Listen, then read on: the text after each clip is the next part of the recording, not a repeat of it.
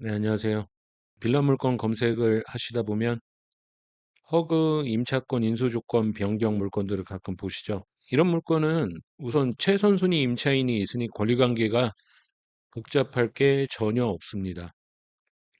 그리고 공실인 경우도 대부분이고 가끔 깔세로 다른 임차인이 들어가 있는 경우도 있지만 그분들이야 뭐 아주 적은 금액의 이사 비용만으로도 명도가 수월하게 이루어지니까 더 관심을 갖고 보실 수 있을 거라고 생각합니다. 허그 임차권 인수 조건 변경.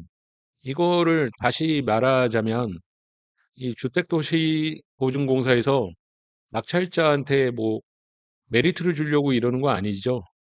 채권을 빨리 일부라도 회수하기 위한 그런 조치일 뿐이에요.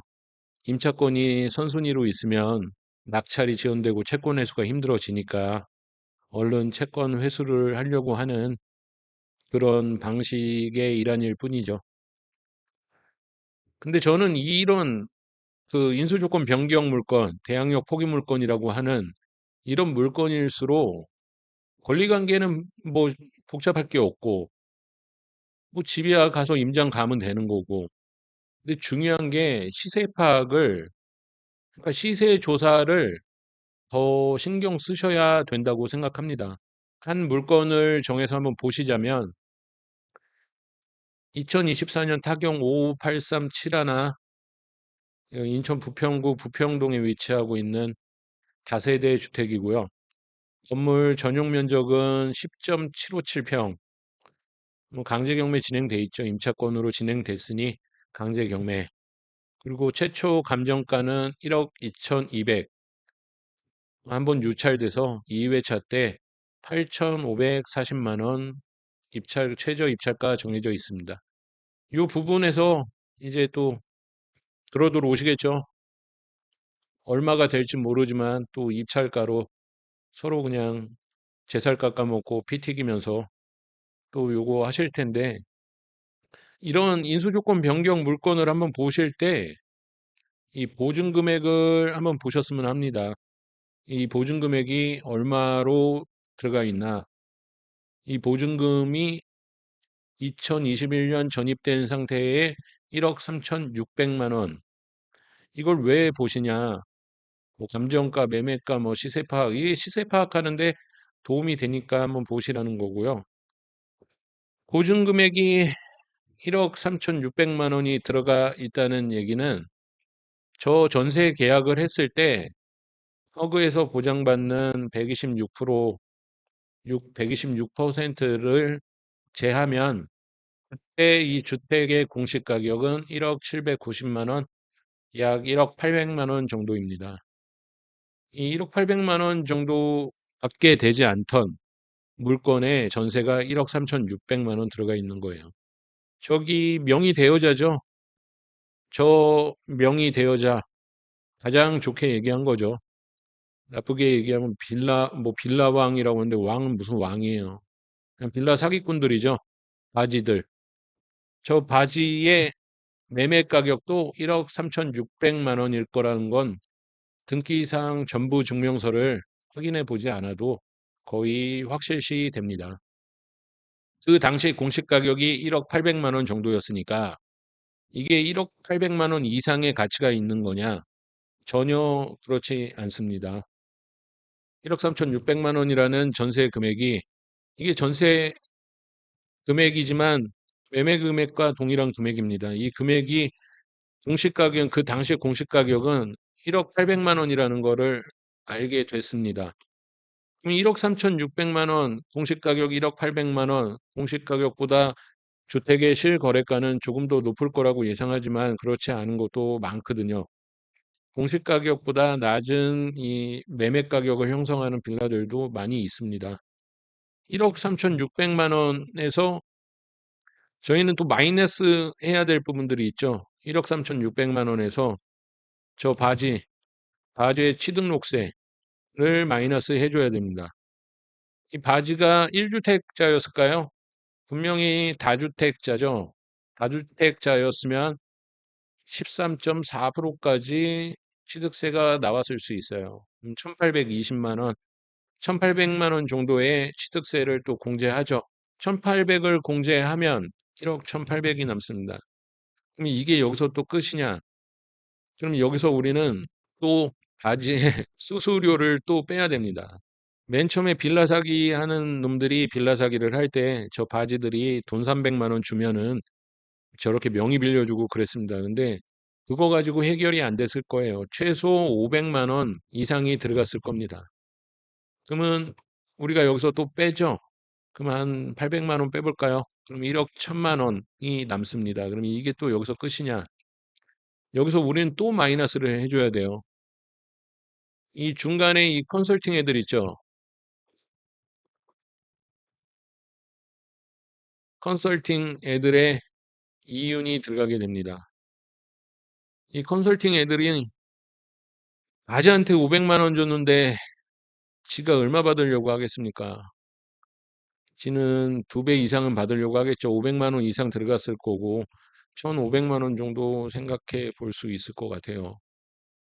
그러면 1,500을 빼면 현재 또 9,500만 원이 남죠. 9,500만 원이 남은 상태에서 중간에 손님을 데리고 오고 그러던 이 부동산 중개 수수료가 들어갈 겁니다. 이걸 또 얼마 뺄까요? 이거 최소한 500만 원은 빼주셔야 될 겁니다. 이 나쁜 짓 하는데 위험 부담이 있는 거잖아요. 그럼 저희는 9천만 원이 남죠. 그럼 최종 간단하게 제하고 저희가 저 부동산 원가라고 볼 수 있는 가격은 9천만 원일 겁니다. 그럼 다시 한번 보실까요? 그래, 네가 생각하는 원가가 9천만 원이고 9천만 원이고 현재 8,540만 원이니까 요 금액으로 받으면 나쁘지 않은 금액 아니냐. 이렇게 생각하실 수도 있어요. 근데 여기서부터는 전 이제 전체적인 시세 파악을 한번 해보실 거를 좀 추천드리고 대략 이 당시 얘들이 이거를 전세 사기를 하기 위해서 1억 3,600만 원의 전세를 놓으면서 얘들이 이 원가, 그러니까 원가라고 하면 원 소유자한테 지급했던 금액, 그 금액이 얼마일 건가, 그 얼마일 건가에 대한 얘기를 하고 있는 거잖아요. 그러니까 그게 9천만 원일 건데 지금 시세는 이 당시 시세하고 틀릴 수 있으니 다시 한번 파악해 보시고 우리는 원가를 한번 계산해 본 겁니다. 9천만 원. 원 소유자한테 9천만 원만 지급하면 될 이 빌라를 가지고 얘들이 전세 1억 3,600만 원을 작업을 쳐놓은 거예요. 마지막으로 간과하고 넘어가시면 안 될 부분이 8,540만 원. 그럼 원가가 9천만 원이니까 뭐 시세 조사를 해봤더니 뭐 9천 이상도 받을 수 있을 것 같으니까 나는 9,300을 쓰겠다. 이렇게 생각을 하시죠. 9,300만 원 정도를 입찰을 해서 낙찰을 한번 받아보겠다. 이것도 그냥 열심히 공부하신 분의 금액이죠. 이거보다 더 써낼 수도 있고. 근데 진짜 관가하지 말아야 될 부분이 뭐냐면 이게 원 소유자한테 9천만 원을 줬죠. 그러면 이게 9천만 원짜리 다세대 주택이었을까요? 이 원 소유자가 이 전세 사기 한다는 거 몰랐을까요? 뭐 법적으로 책임은 없이 넘어가는 부분도 있겠지만 분명히 알았을 거라고 생각합니다. 근데 그러면은 이 사람은 니들이 이렇게 헤쳐먹는데 나는 요거 받고 빠지라고 생각 안 하겠어요? 그럼 원가는 이거 이하인 거예요. 9천 이하. 원래의 원 금액은. 근데 전세 사기를 하기 위해 얘들이 공시 가격을 조사해보고 뭐 해봤더니 이 정도까지 전세를 놓을 수 있다라는 게 확실히 되니까 이게 한 8천에서 8,500 정도 나왔던 빌라였는데 저희가 이거를 전세를 놓고 명의를 받아가겠습니다라고 하는 불법적인 행위를 하면서 돈을 더 줬을 가능성이 큽니다. 매매가를. 그러면 그때 원가는 8천에서 8,500 사이로 봄이 마땅하죠. 그러면 요 정도면 됐냐?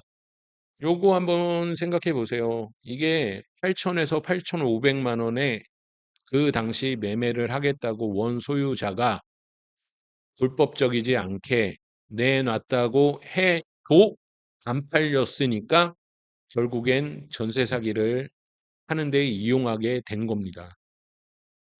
저 매수가 없죠. 없다는 얘기죠. 이 부평 쪽에 주거용 오피스텔, 도시형 생활주택, 나홀로 아파트 등등 해서 엄청나게 건축했습니다.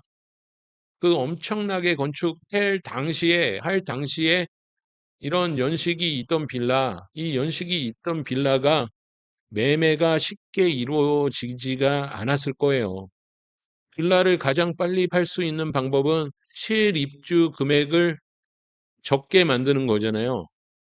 그때 당시에 분양하던 그런 빌라들 실입주금 1,000만 원, 1,500만 원에 입주할 수 있게도 맞춰져 있었어요. 분양하는 빌라가 아닌 연식이 있는 빌라들은 더 매수세가 없었던 거예요. 새 빌라를 내 돈 1,000만 원, 1,500만 원 주고 들어갈 수 있는 시절에 이 노후화된 빌라를 내 돈 3천만 원 들여서 대출받고 들어가는 그런 선택은 쉽지 않았을 거예요. 어차피 뭐 은행 빚으로 집 산 거니까. 보수적으로 한번 생각해 보세요. 이런 인수조건 변경 물건들은 그냥 무작정 이게 감정가가 이만큼 잡히고 최저가가 이렇게 떨어졌다고 해도 그렇게 메리트가 없을 수도 있다는 거예요. 이 얘네들이 전세 사기하는 시점에서의 원가, 그러니까 원 소유자가 받아갔던 금액 정도를 생각해 보시면 이 8,540만 원도 메리트가 없는 금액이 될 수 있다는 겁니다. 그냥 감정가에서 한번 떨어졌다고 우르르 들어가서 또 이상한 입찰가 써내고 이러실 게 아니라 그냥 곰곰이 생각해 보세요. 소액 뭐 투자, 뭐 빌라 뭐 이렇게 얘기하는데 도대체 돈이 얼마가 있길래 소액이라고 합니까? 부동산에 소액이 어디 있습니까? 가정주부가 3, 4천만 원 현찰 가지고 일하는 거 이렇게 투자하러 가는 거 큰 용기 내시는 거예요. 일반 우리 같은 서민들한테. 근데 무슨 거기다가 3천만 원 들여 3천만 원 뻥튀기 하면 그 뻥튀기 기계에다가 떡 넣고 튀겨서 2배로 커지는 것도 아니고 그런 거 지양하시고 이렇게 한번 생각해 보셨으면 합니다. 등기사항 증명서도 말씀드리고 싶은데 너무 길어져서 오늘은 여기까지만 말씀드리겠습니다. 네, 감사합니다.